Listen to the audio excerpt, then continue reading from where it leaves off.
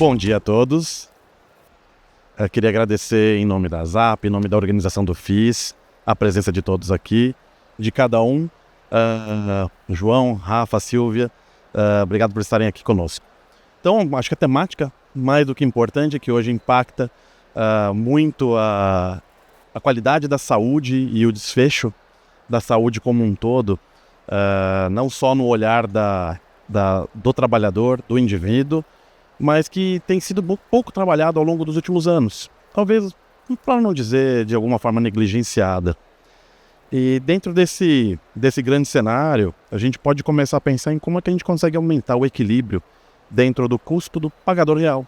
Porque no fim do dia, quem paga a conta da saúde dentro da saúde privada são as empresas. E é justamente nesse lugar onde o trabalhador também é impactado, onde a gente consegue gerar valor, ou que muitas vezes esse valor não é percebido. Na construção desse lugar, existem várias outras soluções que precisam ser cocriadas e trabalhadas para um desfecho de maior valor e melhor organização do processo. Para isso, então, vou pedir para que cada um, ao longo das primeiras perguntas, também falem um pouquinho da sua história e possam se apresentar, para qualificar e trazer ainda mais valor, né, e mais credibilidade sobre a opinião. Eu vou começar contigo, Rafa. Como impacta a saúde corporativa por meio de um atendimento centralizado do cuidado? Legal. Bom, em primeiro lugar, obrigado pelo convite, é um prazer estar aqui com vocês. Rafa, quanto tempo mais ou menos a gente tem cada um para essa primeira fase? 5 minutos. É rápido. Pessoal, eu sou médico de formação, fiz faculdade na Santa Casa, fiz cardiologia no INCOR, fui para o mundo da gestão, como acontece com vários profissionais de saúde, e desde muito cedo eu entendi o poder que existe da gente poder ter iniciativas na jornada do paciente. Eu tive a alegria de que quando eu fui para o mundo da gestão, era dentro de um hospital ligado a selos de qualidade, e esse é um tema que nos selos de qualidade já faz muito tempo, que é um tema central, né?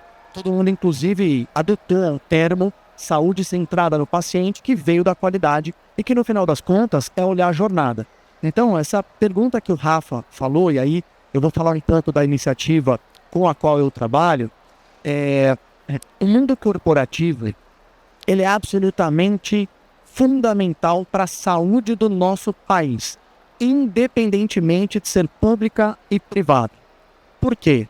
Porque a gente sabe que só 25% da população tem acesso à saúde suplementar, mas a saúde suplementar banca os serviços privados. E 60% dos serviços privados atendem SUS. Então, na prática e esse número é real, gente, 60% dos hospitais privados atendem SUS. Diferente do que todo mundo imagina, né? Que os hospitais privados, muitas vezes, né, estão ali muito mais dedicados e exclusivamente ao setor da saúde suplementar. Então, do ponto de vista prático, Rafa, se as empresas estiverem mal financeiramente e pararem de ter esse financiamento, vão diminuir os acessos da saúde suplementar nos serviços privados. Clínicas, hospitais e laboratórios vão sofrer. E se eles sofrerem, vai sofrer o SUS. Porque quando fecha um hospital privado que também atendia o SUS, diminuem leitos para a saúde pública, apesar de a gente estar falando do setor privado. Então, do ponto de vista prático, e a gente estava falando isso lá fora, né, Rafa? Todo mundo está conectado. O SUS está conectado, a saúde suplementar está conectada, os serviços privados estão conectados. E, recentemente, então, eu vim fazer parte de uma iniciativa que é uma iniciativa focada na jornada do paciente nesse ambiente, que é um ambiente corporativo. A empresa da qual eu faço parte, a Lu, aqui também faz parte, chama-se Agora Consulta. Ela é uma empresa que ela cria uma nova modalidade de atendimento. E é um atendimento que tem como missão dar um acesso para empresas, para localidades e até para operadoras de saúde em locais que esse acesso é mais difícil. Então, vou dar um exemplo. Às vezes uma empresa que fica num local distante até de um serviço público, né? Como é que faz quando uma das vidas daquela empresa precisa daquele atendimento, independente de ter convênio ou não? Então, o que nós criamos é um consultório físico, mas com toda a tecnologia de atendimento digital. A jornada, ela funciona assim. O paciente chega, ou por uma queixa, ou porque ele é convidado, né? Ele é convidado a passar por uma jornada, por exemplo. tem um profissional técnico de enfermagem que recebe esse paciente, colhe as queixas, conecta dispositivos de exame físico digital, tudo isso sobe para uma IA que organiza e algumas vezes isso vai para telemedicina. O nome técnico disso é telemedicina ampliada ou cuidado digital. O que a gente está vendo, Rafa? De certa forma, essa solução ela se alinhou muito a melhorar a jornada deste paciente. Eu sei que a gente vai ouvir a Silvia, né, Silvia, que é do mundo muito ligado à parte da prescrição, do plano terapêutico, da medicação. O João também, que tem uma experiência semelhante, vai compartilhar com a gente. Mas o ponto é, para nossa surpresa, o maior valor que a gente começou a entregar é de engajamento dessas pessoas nas ações de saúde. As pessoas começaram a buscar esse consultório digital para ver como é que está a pressão arterial, se está controlada ou não. Para tirar uma dúvida com relação a uma vacina, que agora está disponível no posto de saúde, às vezes da casa dele, mas que ele não consegue acesso. E algo que, desde a época que eu fiz InCore, eu percebi, os pacientes têm muito mais proximidade aos profissionais de enfermagem do que aos profissionais médicos, né? Imagina o médico na tela. É mais difícil ainda. Então, ter essa telemedicina ampliada, mas com um profissional de saúde lá, físico, traz um engajamento incrível nas linhas de cuidado que a empresa muitas vezes deseja ter, porque esse paciente se conecta. E eu acho que essa conexão do paciente é o ponto de partida para essa jornada, para a gente ter resultados. Eu cansei de ouvir, enquanto eu fazia cardiologia, que não importa o quanto a gente estude a última diretriz e saiba a melhor modalidade terapêutica, né? O compliance dos pacientes é muito baixo. Então, eu até já tive casos reais, né? De fazer um receituário para o paciente cheio de orientações de remédio. Aí o paciente fala para mim, doutor, escolhe 2. Ele falou assim para mim, eu não vou fazer tudo, né? E às vezes ele tá certo. Como é que eu podia ter a ilusão de que naquela única consulta eu ia convencer um paciente a mudar o estilo de vida dele, né? Falar de alimentação saudável. Eu falo, você não sabe como é a minha vida. Você não sabe se eu tenho tempo de tomar café da manhã, que horas eu acordo, né? E por aí vai. Ô Rafa, e justamente nesse lugar que eu queria que você trouxesse, porque você tem a capacidade de centralizar muita informação. E como é que essa informação centralizada, ela pode apoiar os RHs e as companhias a fazerem uma transformação desse lugar do cuidado, não só dos seus trabalhadores, mas das suas vidas como um todo.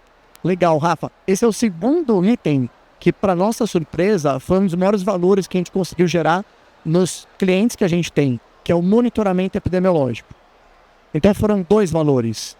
O engajamento dos pacientes, pensando no cliente que a gente atende, né, na vida, e do lado da empresa que nos contrata, esse monitoramento epidemiológico. Então, por quê? A gente sabe que as empresas, muitas vezes, têm a medicina do trabalho, a medicina ocupacional, que vê aquele paciente uma vez por ano, muito preocupada com toda a parte regulatória, né, dos formulários que tem que fazer, e às vezes dá orientações, mas não é acompanhado. A operadora de saúde, então, nem se fale, né?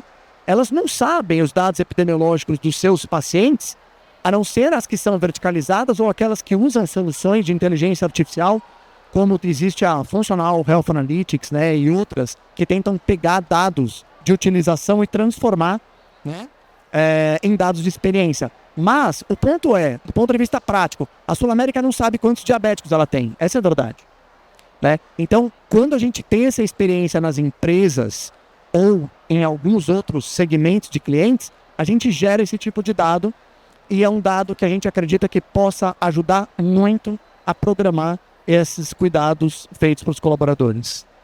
Obrigado. E eu vou pegar esse pedaço e vou jogar para você, João. Já que vocês estão de forma muito semelhante atuando na mesma etapa do processo, me traz um pouco de quais ferramentas que são possíveis e disponíveis para a gente poder trabalhar e como é que isso vai impactar a experiência do usuário final. Legal. Rafa, eu sou o João, eu sou um pouco diferente, talvez, da experiência da maioria das pessoas que estão aqui no evento. Eu sou publicitário de formação, já tive uma empresa de funilaria express, já tenho startup de cosmético e estou com a Olivi já faz agora 4, 5 anos desenvolvendo o projeto. E é um pouco parecido, mas diferente do que o Rafael faz. A gente oferece serviços de cabine e totem de triagem, de autoatendimento de saúde. Eu acho que com um viés um pouco diferente. O nosso objetivo, e eu acho que o dele também, é de facilitar e ter ferramentas para acelerar e facilitar o acesso à saúde, seja como for. Porque hoje a grande maioria das pessoas, em empresas principalmente, a pessoa só vai atrás de um serviço de saúde, seja da própria empresa ou indo para o pronto-socorro, quando ela já tem algum problema. Então o que acontece? Não só a empresa está cega com essa questão que ela não sabe quem são os diabéticos, ela só sabe quem são os diabéticos que já estão sendo cuidados, mas o próprio colaborador acaba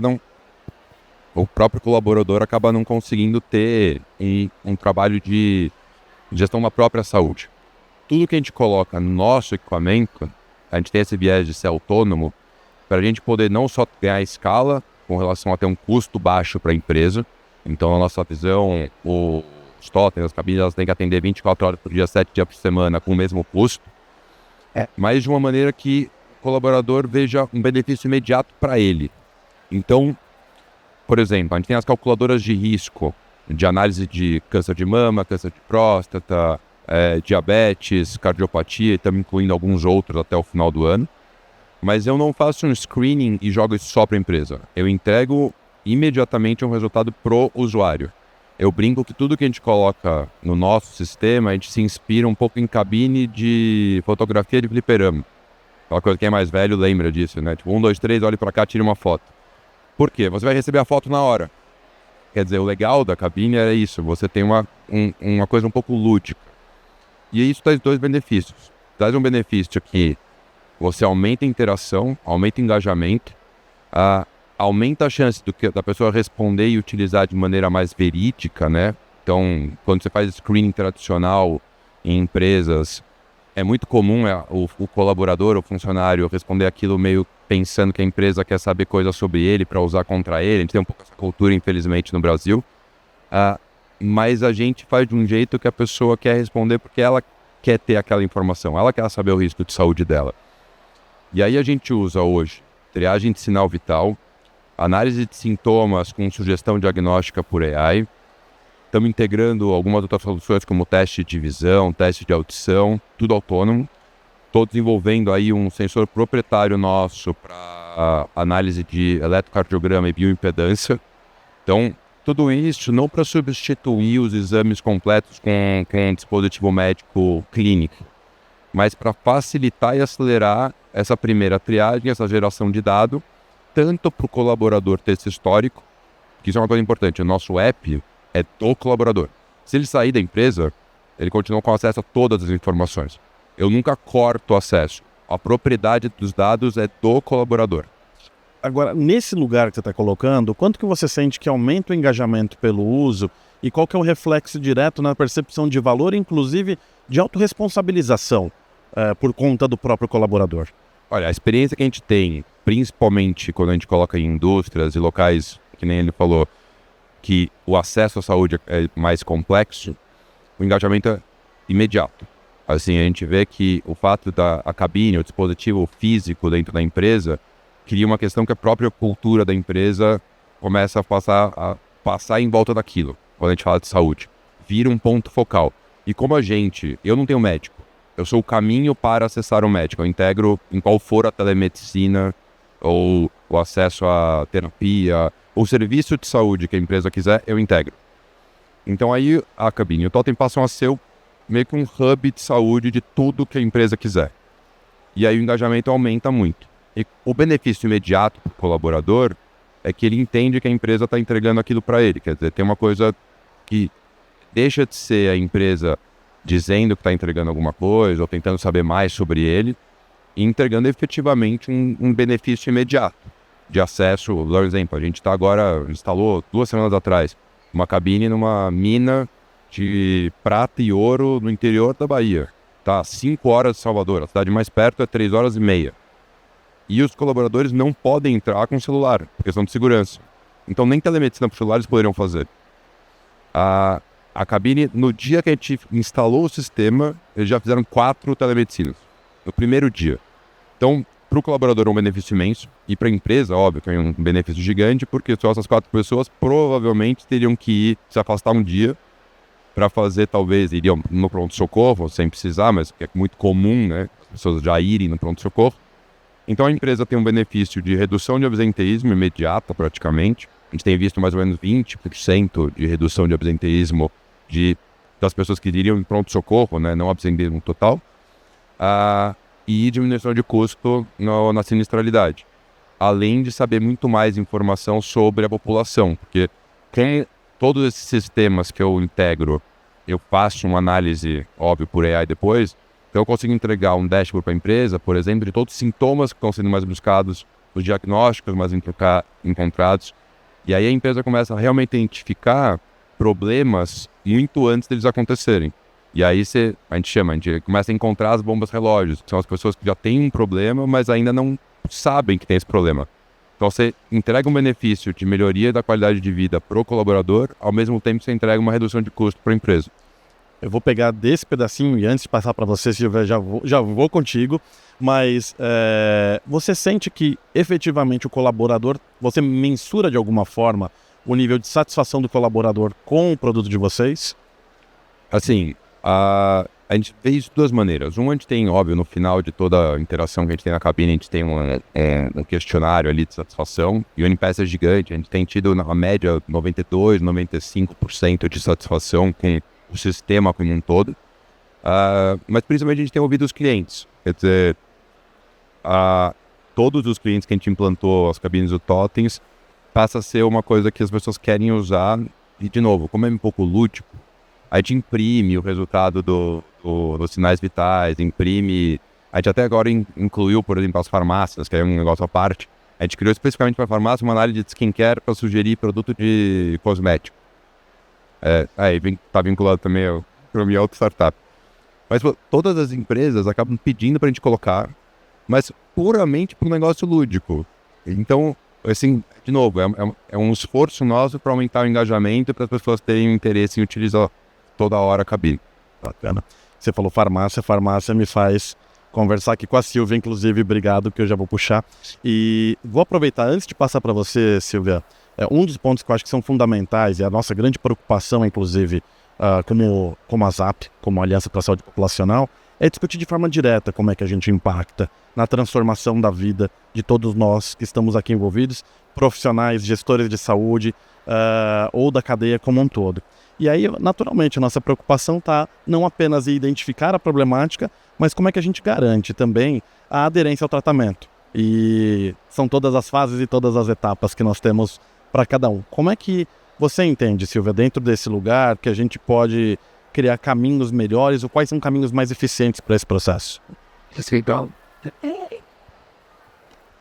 Claro, gente. Primeiro, obrigada aqui pela oportunidade, um prazer estar nesse painel. Eu sou Silvia, sou advogada de formação, Furlan, estamos na mesma, não somos da saúde. Sou advogada de formação, advoguei 10 anos da minha vida e depois fui empreender com a minha irmã na Zimultimed, uma empresa focada em jornada do paciente. Nos últimos anos me especializei em jornada e experiência em saúde, seja do médico, seja do paciente. E hoje eu estou na Mevo, como diretora de novos negócios, fazendo um relacionamento muito forte com a indústria farmacêutica, empresa de dados, hospitais e por aí vai. Respondendo então sua pergunta e até pegando o gancho do Furlan e a gente discutir isso lá fora, né? Gente, eu acredito na adesão segmentada, né? Não adianta, nem todo mundo vai querer entrar na cabine, nem todo mundo vai querer receber uma prescrição digital, né? Hoje a Mevo, a gente está na jornada end-to-end, como a gente diz, porque a gente está desde a prescrição do medicamento, do exame, do atestado, da LME, tudo que vai do médico para o paciente a gente faz, até a entrega do medicamento em 2 horas na casa do paciente, em qualquer lugar do Brasil. Então a gente está na jornada toda. Mas aí a pergunta é, todo mundo quer receber prescrição eletrônica? Não, né? A gente estava falando sobre isso. O Furlan usa ali a Conexa, assim também como agora a Consulta, que é nosso parceiro, que usa a Mevo como prescrição digital. E ele falou, a gente precisa encontrar uma saída, porque ali na mina eles não podem entrar com celular. E sim, existem saídas, o papel existe também. E por que isso, Rafa? Respondendo a sua pergunta. Porque a gente vai garantir a adesão ao tratamento, melhor adesão ao tratamento, melhor adesão ao processo de diagnóstico, que também demanda adesão, né? Quando a gente entender que cada paciente tem o seu cestinho. Eu sempre gosto de dizer isso, é clichê, mas a gente precisa colocar cada um de acordo com a sua necessidade. Eu vou ter os conectados que querem sim, como eu, não me dê papel, porque eu vou perder. Então eu preciso que esteja tudo no meu celular, tudo no meu WhatsApp. Eu quero ir direto no laboratório, mostrar só o QR Code para ser atendida, ou seja, na farmácia. Mas a gente vai ter uma série de pessoas, e isso não tem uma relação direta com idade. Às vezes a gente erra em dizer, os idosos querem usar papel. Não! Tem gente que gosta de usar papel independente da idade. Minha mãe tem 75 anos e ela adora usar tudo de forma digital, né? Então não tem uma relação direta. Mas então o primeiro ponto da sua pergunta é, eu entendo que a gente precisa segmentar de acordo com a necessidade de cada um.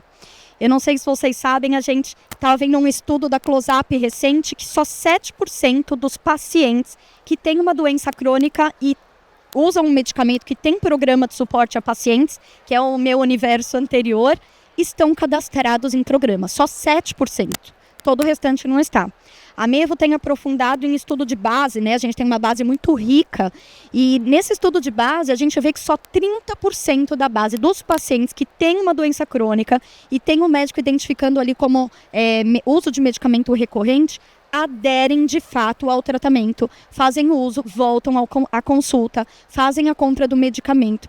Então a gente tem um mundo de oportunidades para trabalhar a adesão, mas a gente só vai conseguir trabalhar a adesão, Rafa, quando a gente entender que a Silvia gosta do digital, o Rafa eventualmente gosta do papel, um gosta de entrar na cabine, outro não gosta de entrar na cabine, e a gente parar de tirar as nossas próprias conclusões da real necessidade do médico e do paciente e de todo o ecossistema de saúde e passar a co-criar com essas pessoas e entender a necessidade de cada um, o momento de cada um. E aí sim eu acredito que a gente vai ter uma adesão mais coerente dentro do que a gente precisa. Vocês têm alguma solução para poder trazer justamente para a empresa uma relação melhor sobre uma visão de aderência, ou de que, de alguma forma, como isso tem se reverberado no tratamento do paciente? Sim, na verdade, a gente trabalha, a empresa, né, o pagador, quem nos contrata e paga o nosso plano de saúde, na verdade, ele recebe esse benefício. O beneficiário inicial é o paciente, né, através da nossa solução. Por quê? Hoje, quando o médico prescreve, ele já pode automaticamente, com um check ali, pré-cadastrar o paciente, por exemplo, num programa de monitoramento de adesão. Então enquanto no passado o paciente demandava ele ligar no programa, ainda demanda, porque mais uma vez, a gente tem paciente para todos os perfis, mas enquanto no passado 100% dos pacientes tinham que ligar no programa, ou o médico preencher um portal, imputando uma série de dados que também ainda existe, hoje através da nossa solução, o médico já pré-cadastra o paciente. Outra coisa, lembra que eu falei que tudo que o médico manda para o paciente, a gente manda via Mevo. Então, quando ele manda a prescrição, o atestado, a LME, ele manda também um link com uma instrução de uso do produto, né? A gente está trabalhando num projeto com a MSD, onde o paciente tem 30 etapas para montar o medicamento dele e ele pode fazer uma autoaplicação. Aí eu te pergunto, quem que consegue uma pessoa leiga seguir 30 etapas para aquilo? Então a gente criou uma solução onde ele já recebe um link e ele vai dando um check, o paciente, em cada uma das etapas para montar. E aí ele tem um videozinho que vai explicando para ele. Então essa também é uma solução. Hoje a Mevo trabalha com 14 soluções focadas, e acho que nesse meu 1 ano e meio de Mevo, esse foi meu maior objetivo. Como que a gente traz soluções à luz da real necessidade da experiência do médico e do paciente. Não só para atender a necessidade da fonte pagadora, do hospital, da indústria farmacêutica, que é importante também, mas muito focada, será que isso vai trazer a real experiência? Será que isso vai trazer de fato um resultado de experiência na jornada do médico e do paciente? E aí com isso nós co-criamos, eu tenho muito orgulho de dizer, nós entrevistamos centenas de médicos e pacientes para isso e nós co-criamos com eles soluções. Podem melhorar? Sempre. Podem mudar? Sempre. Mas então hoje a gente tem muitas soluções que endereçam essas dores, muito com foco na experiência e a necessidade. Vou te fazer uma pergunta que não estava combinada. Vocês estão me ouvindo bem nesse microfone? Você tem um nível de adesão, você consegue mensurar o nível de adesão do paciente que entra na plataforma da Meva? Sim, você diz de adesão. Hoje a Meva é uma plataforma de prescrição e a gente encaminha para a venda do medicamento, né? Que pode ser na Mevofarma ou na Mevoshop, que tem vários parceiros do Brasil todo que compram, né? Essa é a pergunta do milhão, é a única que eu não posso abrir. Todo mundo pergunta assim, qual é a taxa de conversão que vocês têm? Né? É um dado super estratégico nosso, então eu não posso te abrir a taxa exatamente de conversão, mas eu posso te dizer que a gente consegue ver esse paciente na jornada toda. O número dele é bem interessante, o quanto a gente consegue calcular ali de adesão, mas eu já te dei um cheiro dizendo que a gente tem 30% de adesão ao tratamento, né? Mas isso falando do paciente crônico, a gente tem um monte de paciente, a gente está, hoje a Mevo é majoritária no que diz respeito a hospitais, né? Então a gente está num monte de hospital e tem um monte de paciente recebendo Novalgina, depressão de Novalgina, que não vai ter necessariamente uma adesão ao tratamento contínuo, né? Mas eu acho que a gente tem soluções bem interessantes que podem levar a isso, sim. Mas você sabe que, sobretudo, esse é um dado que me preocupa. Eu me lembro de um dado também não muito recente, mas que que o paciente retém apenas 8% daquilo que ele ouviu na consulta. Então, se a gente está discutindo que a quantidade de informação que essencialmente ela é retida e o quanto nós temos de baixa conversão quando a gente pensa de forma sistemática, a gente tem muitos dos nossos esforços que têm sido construídos na transformação do próprio sistema acabam sendo ineficazes, porque eles morrem dentro de casa, né? E aí eu acho que essa preocupação de conseguir construir um modelo que seja mais, usar a palavra inclusivo, mas no sentido de incluir de fato o paciente como responsável e o processo de autorresponsabilização dele para o alcance do desfecho, né? E vindo nesse mesmo lugar, eu vou aproveitar que chegamos quase ao final da nossa conversa, tentar pegar de vocês três pontos importantes. Queria que vocês trouxessem um elemento que de forma rápida poderia ser incluído dentro do processo, na visão de vocês, dentro do sistema, que ajudasse a contribuir justamente para um desfecho melhor, e um ponto que seja disruptivo, caso vocês tenham isso em mente. Por favor. Eu acho que um dos elementos que vale a pena incluir nessa jornada são elementos de gamificação. A gamificação, a gente está acostumado a ver aquela coisa de badges, né, que são distintivos ou algum tipo de recompensa. E ela além disso, muito maior, né? Tem um TED Talk muito legal e tem um livro muito gamification, né? Além de pontos e badges, aonde entra essa parte do propósito educativa. Deixa eu só trocar contigo, obrigado, irmão. E aí, eu quero aproveitar um pouco do que você estava falando com a Silvia, na tua fala de o paciente, ele só lembra de 8% da consulta. Isso vale para qualquer conteúdo educacional ao qual a gente é exposto. Esse gráfico foi feito em 1800 e repetido pelo MIT. Você pode assistir a melhor aula da sua vida. A sua taxa de retenção depois de 30 dias é 8%. Por isso que a gente precisa de Active Recalls, que são pílulas que te lembram dos pontos principais. Por isso que eu adoro nessa solução. Porque quando você convida o paciente a voltar na experiência, ele vai tendo entendimentos diferentes daquela jornada que ele precisa cumprir. Ele vai tirando dúvidas, ele vai tendo reflexões, ele tem até compartilhamento de experiências. Tomei aquele remédio, não me dei bem. Tomei aquele antihipertensivo, deu diminuição de ereção. Tomei aquele outro, me deu tontura. Esse tipo de coisa não dá para você pegar numa consulta uma vez por ano. E muitas vezes o médico não está disposto para isso, né? Com uma facilidade de acesso para essa população. Então eu acho que envolver elementos de gamificação, mas pense em gamificação nesse elemento de educação continuada desses pacientes, e que aí, de alguma forma, o sistema pudesse, e aí por isso que eu falei gamificação, retribuir para ele, né? Entendeu?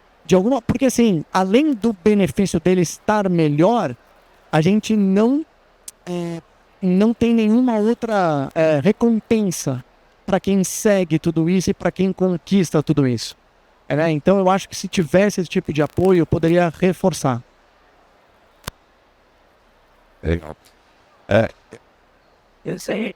Eu derrubei. Eu acho que é um pouco chovendo molhado, todo mundo tá falando disso, mas ninguém fez direito ainda, até porque sistemicamente não dá para fazer. A ideia de Open Health, mas em você ser proprietário de todos os seus dados de saúde. As startups já não têm menos de 3, 4 anos, elas meio que já nasceram pensando nisso, então, no nosso caso, assim, como eu falo, todos os dados são, obviamente, do usuário e não da empresa, não da seguradora, não do meu cliente. Meu cliente, em questão de dados, é um usuário, é o usuário final. Mas diferente dos bancos, que foram obrigados, por exemplo, do Open Banking, a abrir as APIs, eles não queriam abrir API por nada, mas eles foram obrigados, e hoje você pode ter um app que tem todas as suas contas, todo o seu histórico de financeiro. Isso facilita muito a autogestão financeira e abriu um caminho gigante para novas startups poderem fazer um app de gestão financeira da sua família, porque aí você põe o Open Banking, o seu, da sua esposa, do seu filho, todo mundo no mesmo lugar. Eu acho que no momento que você tiver... Todo mundo fala de Open Health, mas não existe Open Health de verdade no Brasil. Para você passa 2, 3 dias no hospital, para você conseguir pegar todos os seus exames que foram feitos durante a internação, é externo. E aí, tá bom, eu tenho o app da Unav, eu tenho o Mevo, eu tenho o do Fleury, eu tenho o do Einstein. Só que eu não tenho um lugar para ter tudo. Então tem um monte de informação perdida e que eu tenho... O que está acontecendo? Eu tenho o app do Einstein que eu entro uma vez, aí depois de 2 anos eu entro de novo. Eu tenho o do DASA que eu entro uma vez a cada 2, 3... Agora que eu tenho filho de 2 anos e meio, é todo mês. Mas, quer dizer, eu acho que na hora que a gente tiver Open Health de verdade, e eu acho que vai ter que ter legislação para isso, vai ter que obrigar todo mundo a fazer, aí você começa a jogar o que a gente estava falando, de ter a propriedade da saúde ser do usuário. E isso é um negócio que é óbvio, mas é muito disruptivo. Porque você começa a poder ter um app que é o seu app de saúde, e tá tudo lá. E aí com AI, aí você tem dados suficiente para fazer análise preditiva, análise populacional, para o poder público, então isso é gigantesco. Então, falei, é um pouco chovendo no molhado, mas é um negócio que ninguém fez ainda completo. E eu acho que na hora que conseguir fazer, vai mudar a saúde. Eu penso, gente, o Open Health é muito legal, mas eu acho que ainda é um sonho para nós muito distante, né? E aí a gente tem 2 opções. Ou a gente fica sonhando com ele e chorando em cima da situação, ou usando o nosso tema aqui, ou a gente colabora para escalar, né? Quando a gente olha para nós aqui, nós temos o mesmo paciente, né? Então eu tenho, eles têm, o Rafa e o João têm os pacientes ali no processo da cabine, se a gente tiver alguém aqui de hospital, a gente tem os pacientes no prontuário, eu como Mevo tenho o paciente em todo o processo prescritivo e compra do medicamento. Enquanto a gente esperar algo federal, né, de Open Health, vai demorar muito. Tomara que um dia a gente chegue lá, mas eu acho que a gente está muito distante. Então vamos nos unir, né? Vamos nos unir. Se eu tenho uma etapa da jornada aqui, os meninos têm uma etapa ali, você tem outra, vamos nos unir em prol do paciente. Ao invés de eu como Mevo, e é até um sonho nosso, é o que a gente caminha em ter um aplicativo para o paciente e tal, mas enquanto eu quero ter o meu aplicativo, você quer ter o seu aplicativo, por que a gente não se une e já começa fazendo um aplicativo Mevo Conexa, né? Que é um super parceiro de nós 3 aqui. A gente já facilita a vida do paciente, né? Eu tô dentro de quase todos os hospitais como Mevo. Por que ao invés de eu criar o meu aplicativo, a gente já tem o aplicativo do Sírio-Libanês, que é nosso cliente que usa Mevo no seu processo prescritivo? Por que eu não me conecto no aplicativo do Sírio ao invés de ter o meu aplicativo, né? Então, eu penso que uma boa iniciativa, Rafa, seria a gente colaborar para escalar de fato, né? Eu assisti alguns painéis aqui e se fala muito em vamos colaborar, tá todo mundo querendo ter um lucro maior na sua fatia. E é verdade, a gente escuta isso há muitos anos, mas pouco a gente faz em prol disso, né? E aí eu acho que a gente pode ter um processo colaborativo usando as próprias associações, como a própria ZAP, né? Que pode intermediar essa conversa e para a gente sentar na mesma mesa e falar assim, tô querendo fazer um aplicativo, e você? O aplicativo é só um exemplo, eu nem sei se ela é a melhor opção, tá? Mas co-criar, fazer junto, e ao invés de ter 3 soluções para pacientes, a gente vai ter uma. Nossa, Sil, mas vocês atendem o paciente do privado, a gente atende do público também, né? Então, quando a gente está falando dos aplicativos de saúde, que a gente já tem hoje, a gente evoluiu muito da pandemia para cá, né, nesse sentido, por que a gente não e a gente tem caminhado nisso, buscado isso? Vamos fazer alguma coisa com o governo, vamos colocar minimamente o paciente que passa pela Mevo, ele vai ter os dados dele ali dentro do aplicativo do governo. Já é um passo importante. Então, eu acho que usando aqui o nosso tema, a gente colaborar para escalar. E às vezes a gente quer um sonho tão grande, a gente quer o Open Health, e aí a gente não chega nunca. Então, vamos começar num sonho pequeno, né? Se a gente conseguir fazer o pouco, a gente vai chegar lá mais rápido. Eu acredito muito nisso. Obrigado, Silvia. E você ter citado a Zap, eu acho que é um cenário muito positivo do que naturalmente tem trazido para o nosso próprio processo de transformação hoje. Então, daquilo que nós tínhamos de uma organização extremamente acadêmica e com um olhar sobre gestão de saúde populacional, mas com uma visão ainda muito distante de como contribuir com a transformação do paciente e como contribuir com as próprias organizações à transformação do seu processo de gestão e cuidado, da responsabilização do indivíduo e da própria corporação, que foi se perdendo ao longo do tempo, que na verdade eu acho que o próprio sistema nunca construiu. E aí nesse novo formato em que a gente traz hoje, como a Zap Pulse, nesse olhar de estarmos mais próximos e de construir esse lugar de cocriação, de colaboração, de trazer cada um dos players do setor para começar a fazer esse lugar onde a gente se preocupa muito mais com a saúde do que com a doença, né? E assim, um pouco batido. Talvez a gente fica sempre nesse lugar de quanto que a gente fala, saúde centrada na doença, centrada no paciente, mas talvez centrada no cuidado, de poder olhar para um lugar onde cada um de nós, e quanto de vocês, eu vou aproveitar aqui para interagir contigo um pouco, quantos de vocês já conheciam, por exemplo, a Zap? Não é 50%. Qual que é o nosso papel? Vou aproveitar aqui para fazer um jabá rápido. Que é justamente nós somos a Aliança para a Saúde Populacional. O tema gestão de saúde populacional é um tema super antigo. Nós já temos mais de 15 anos aqui no Brasil, importado de um processo muito longo, tanto de Europa quanto dos Estados Unidos, e aqui do lado de cá a gente pouco conhece. E mais do que isso, a gente está fazendo uma transformação na própria aliança, que é uma aliança formada por diferentes empresas e diferentes setores, para poder conectar e falarmos muito mais hoje de gestão de saúde corporativa como pilar edificador para chegarmos em gestão de saúde populacional. Porque as próprias organizações hoje não conhecem como gerir o seu custo, que é onde pega, é o primeiro lugar, é a porta de entrada dessa problemática, e que no final das contas a gente não fala do dinheiro, ou fala do dinheiro para começar a falar do cuidado com o colaborador. O quanto isso impacta, inclusive, employer branding. Qual que é o papel que a gente tem, então, sobre... Falamos tanto de sermos seres humanos, de nos conectarmos como sociedade, das diferentes pautas que acontecem dentro do lugar, mas a gente não cuida do nosso próprio colaborador e não cuidamos de nós mesmos. E aí a gente tem aqui 3 grandes ferramentas na mesa que podem colaborar, constituir e se unificar. E aí eu convido cada um de vocês que está aqui, em nome das suas empresas, ou mesmo de vocês, indivíduos, pessoas físicas, a virem fazer parte da estrutura, a virem conhecer e começar a ajudar esse processo de transformação, porque é justamente num lugar agnóstico, onde a gente possa falar mal, inclusive, de nós mesmos, que a gente não tenha vergonha de falar sobre os erros dos nossos setores, para conseguir fazer uma contribuição de crescimento. Se não for nesse lugar, se a gente não colocar o dedo na nossa própria ferida e se expor para esse processo, a gente não contribui e não colabora com a construção do novo setor de saúde. E aí eu quero aproveitar que nós temos ainda mais 2 minutinhos, caso alguém tenha alguma pergunta para fazer, deixo esse espaço aberto.